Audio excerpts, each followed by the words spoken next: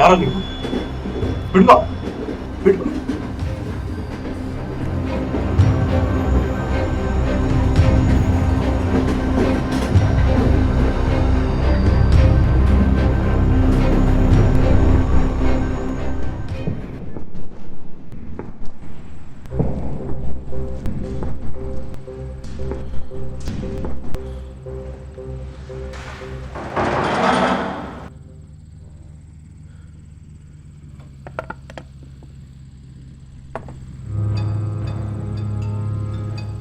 ಯಾರು ನೀವು? ನನ್ನೇ ಕೀಳ್ ಕರ್ಕೊಂಬಂದಿದ್ದೀರಾ? ನಾನೇನು ಮಾಡಿದೆ? ನಾನು ಕೆಲವು ಪ್ರಶ್ನೆಗಳು ಕೇಳ್ತೀನಿ, ಅದಕ್ಕೆ ಉತ್ತರ ಕೊಡು. Then you can leave. ನಾನೇ ಕ್ಯಾನ್ಸರ್ ಮಾಡಬೇಕು? ನನ್ನೇ ಕಿಡ್ನಾಪ್ ಮಾಡಿದ್ದೀರಾ? ಹೇಳ್ತೀನಿ. ಜುಲೈ 4 ಸಂಜೆ 7:15 ನೀನೆಲ್ಲಿದ್ದೆ? ಮನೇಲಿ. ಆಫೀಸ್ ಮುಗಿಸ್ಕೊಂಬಂದು ಮನೇಲಿದ್ದೆ. ಪ್ರದೀಪ್ ಬಿದಾರಿ ಯಾರು ಅಂತ ಗೊತ್ತಾ? ಇಲ್ಲ.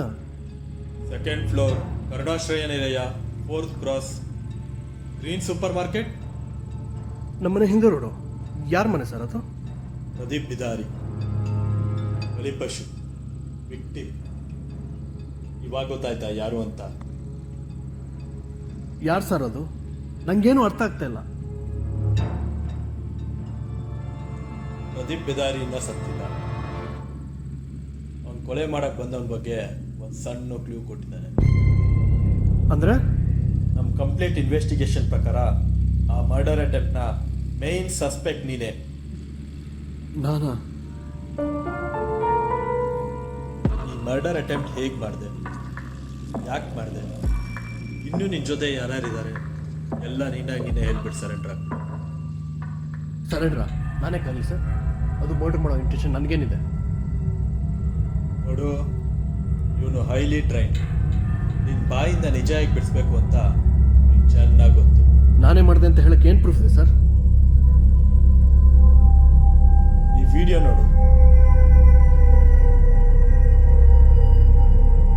ನೋಡು, ಇದು ನಿಮ್ಮ ಮನೆ, ಇದು ಕೊಲೆಯಾದ ಮನೆ. ಈ ಮನೆಗೂ ನಿಮ್ಮ ಮನೆಗೂ ಒಂದು ಮನೆ ಅಡ್ಡ ಇದೆ. ನಿಮ್ಮ ಮನೆ ಟೆರೆಸ್ಸಿಂದ ಈ ಮನೆಗೆ ಹೋಗಿದ್ಯಾ, ಅಲ್ಲಿಂದ 1 ಫ್ಲೋರ್ ಕೆಳಗಿಲ್ದು ಮತ್ತೆ ಪಕ್ಕದ ಮನೆಗೆ ಹಾರೋಗಿ ಸೈಲೆಂಟಾಗಿ ನೀನು ಕೆಲಸ ಮುಗಿಸ್ಬಂದಿದೀಯಾ. ಇದಕ್ಕೆ ನೀನು ತೊಗೊಂಡಿರೋ ಸಮಯ 55 ನಿಮಿಷ. ಈಗ ನಿನ್ನ ಪಾಯಿಂಟ್ ಆಫ್ ವ್ಯೂ ಕತೆ. ಅದಕ್ಕೂ ಇದಕ್ಕೆ ಏನು ಸಂಬಂಧ ಸರ್? ನಮ್ಮನೆ ಟೆರೆಸ್ ಮೇಲೆ ಹೋಗಿ ಬರೋದ್ರಲ್ಲಿ ಏನು ತಪ್ಪಿದೆ?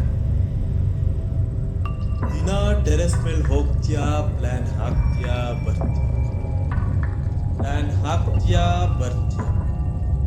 ಕರೆಕ್ಟು ಜುಲೈ 4ನೇ ತಾರೀಕು ನಿನ್ನ ಪ್ಲಾನ್ನ ಎಕ್ಸಿಕ್ಯೂಟ್ ಮಾಡಿದ್ಯಾ. ನಿಮಗೆ 2 ನಿಮಿಷ ಟೈಮ್ ಕೊಡ್ತೀನಿ. ಅಷ್ಟರಲ್ಲಿ ಏನು ನಡೀತು ಅಂತ ಎಲ್ಲ ನಿಜ ಹೇಳ್ಬಿಡು.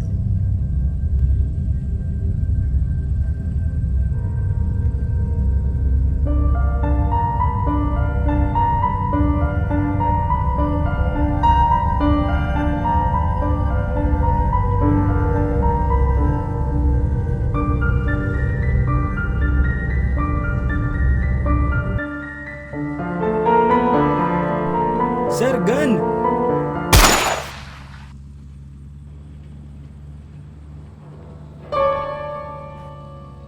Cigarette. Just cigarette.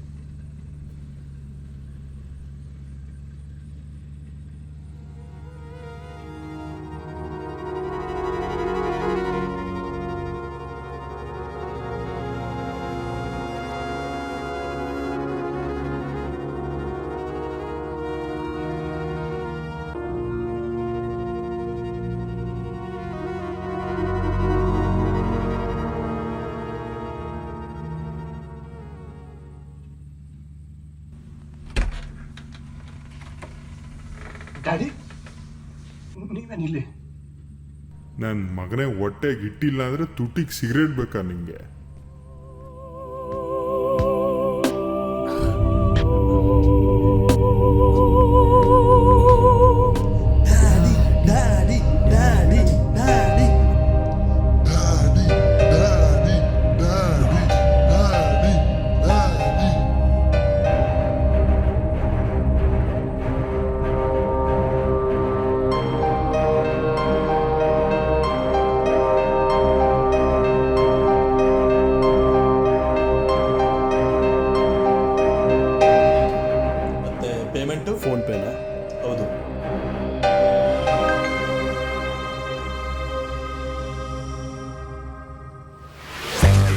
ನಾನೇನೋ ಫ್ರಸ್ಟ್ರೇಷನ್ ಸಿಗರೇಟ್ ಹೊಡಿಯೋಕೆ ಹೋಗಿದ್ರೆ ನೀನು ಅದನ್ನು ತಿಳಿದಿರಾ ಶರ್ಲಾಕ್ ಹೋಮ್ಸ್ ರೇಂಜ್ಗೆ ಇನ್ವೆಸ್ಟಿಗೇಷನ್ ಮಾಡಿ ನಾನು ಸಿಕ್ಕಾಕ್ಸ್ತೀಯಾ? ದಿನ ನಮ್ಮಪ್ಪ ಅಮ್ಮ ಎಲ್ಲ ಡ್ರಿಲ್ಲಿಂಗ್ ಮಿಷಿನ್ ಹಾಕಿ ನಾನು ಡ್ರಿಲ್ ಮಾಡ್ತಾ ಇದ್ರೆ ಫ್ರಸ್ಟ್ರೇಷನ್ ಸಿಗರೇಟ್ ಹೊಡಿಯೋಕೆ ಹೋಗ್ತಿದ್ದೆ. ನಮ್ಮಮ್ಮ ಏನಂತಾರೆ ಗೊತ್ತಾ, ನನಗೆ ಜನ್ಮ ಕೊಡಬಾರ್ದು ಯಾವ್ದಾದ್ರು ಕೋತಿಗೆ ಜನ್ಮ ಕೊಟ್ಟಿದ್ರೆ 2-3 ಎಕ್ಸ್ಪ್ರೆಷನ್ಸ್ ಕೊಟ್ಟು ಇನ್ಸ್ಟಾಗ್ರಾಮಲ್ಲಿ ವೀಡಿಯೋ ಮಾಡಿ DME for paid promotion collaboration ಅಂತ ದುಡ್ಡು ಮಾಡ್ಕೊತಾ ಇದ್ರು. ನೀನು ಇದೆಯಾ ಅಂತಾರೆ. ಇನ್ನೊಂದು ಕಡೆ ನಮ್ಮಪ್ಪ ನನಗೆ ಸಿಗೋ ಸಂಬಳದಲ್ಲಿ ಬರೀ EMIಯಲ್ಲಿ ಒಂದು ಚಡ್ಡಿ ತೊಗೊಂಬರ್ತಿದ್ದೆ. ಅದರಲ್ಲೂ ಒಂದು ತಿಂಗಳಿಗೆ EMI ಕಟ್ಟಿಲ್ಲ ಅಂದರೆ ನಾನು ಆಫೀಸ್ಗೆ ಬಂದು ನಾನು ಹಾಕಿರೋ ಚಡ್ಡಿ ಕಿತ್ಕೊಂಡು ಬರುತ್ತೆ. ಅಂಥ ಪರಿಸ್ಥಿತಿಯಲ್ಲಿ ಇದ್ದೀನಿ ನಾನು. ಇನ್ನು manager to finish your target end of the day. ಅಲ್ಲ, ಚಿಕ್ಕ ವಯಸ್ಸಲ್ಲಿ ಕ್ರಿಕೆಟ್ ಆಡಬೇಕಾದ್ರೆ ಆಪೋಸಿಟ್ ಟೀಮ್ ಅವ್ರು ದೊಡ್ಡ ಟಾರ್ಗೆಟ್ ಕೊಟ್ಟಾಗ ಬ್ಯಾಟಿಂಗ್ ಆಡ್ದಿನ ಮನೆಗೆ ಹೋಗ್ತಾಯಿದ್ದೆ. ಯಾಕಂದರೆ ಅಷ್ಟು ದೊಡ್ಡ ಟಾರ್ಗೆಟ್ ರೀಚ್ ಮಾಡೋಕ್ಕಾಗಲ್ಲ ಅಂತ. ಇಷ್ಟಪಡೋ ಕ್ರಿಕೆಟಲ್ಲೇ ಆ ಟಾರ್ಗೆಟ್ ರೀಚ್ ಮಾಡೋಕ್ಕಾಗಲ್ಲ ಅಂದ್ರ ಮೇಲೆ ಇಷ್ಟ ಇಲ್ದಿರೋ ಆಫೀಸಲ್ಲಿ ಹೆಂಗೆ ರೀಚ್ ಮಾಡೋಕ್ಕಾಗುತ್ತೆ? ಈ ಫ್ರಸ್ಟ್ರೇಷನ್ ತಡೆಯೋಕ್ಕಾಗ್ದಿರ ನಮ್ಮನೆ ಟೆರೆಸ್ ಮೇಲೆ ದಮ್ಮೊಳಿಯೋಕೆ ಹೋಗ್ತಾಯಿದ್ದೆ. ಆ ಚಳಿಯಲ್ಲಿ ಸಿಗರೇಟ್ ಅನಿಸಿ ಆಶಿಸ್ನ ಮನೆ ಬಾಣಲಿ ಪದೇ ಅಂಕಲ್ ಮೇಲೆ ಆಗ್ತಾ ಇದ್ದೆ. ಆ ಫೀಲೇ ಬೇರೆ. ಅದನ್ನು ತಿಳಿದಿರ ನೀನು ಯಾವುದೋ ಬ್ಲರ್ ಆಗಿರೋ ಜಾನಿ ಸೀನ್ಸ್ ವಿಡಿಯೋ ತೋರಿಸಿ ನನ್ನೇ ಟ್ರ್ಯಾಪ್ ಮಾಡಿದ್ಯಾ ಅಂದರೆ ಹೆಜ್ಜೋ ಕೈ ಅವಾಗಲೇ ಏನೋ ಹೇಳ್ತಾ ಇದ್ದೆ, ಸೋ ಕಾಲ್ಡ್ ಇನ್ಸ್ಟಾಗ್ರಾಮ್ ಸೆಲೆಬ್ರಿಟೀಸ್ ಅಂತ. ಅದ್ರಲ್ಲಿ ನಾನು ಒಬ್ಬ. ಅವರೆಲ್ಲ ಬರೀ ವಿಡಿಯೋ ಮಾಡಿ ಪೇಡ್ ಕೊಲಾಬ್ರೇಷನ್ ಮಾಡ್ತಾರೆ. ಆದರೆ ನಾನು ವಿಡಿಯೋ ಜೊತೆ ಇನ್ವೆಸ್ಟಿಗೇಷನ್ ಕೂಡ ಮಾಡ್ತೀನಿ. ನನ್ನ ಮ್ಯಾಜಿಕಲ್ ವಿಡಿಯೋಸ್ ನೋಡಿದೆ. ನೀವಪ್ಪ ನನ್ನ ಫಾಲೋ ಮಾಡಿ ಈ ಕಾಂಟ್ರಾಕ್ಟ್ ಕೊಟ್ಟಿದ್ದು. ನಾ ಡ್ರೈವರ ನೀ ನನ್ನ ಲವ್ವರ. ಈ ವಿಡಿಯೋ ನೋಡಿ ಹಿಂಗೆ ಮಾಡಿದ್ದೀನಿ.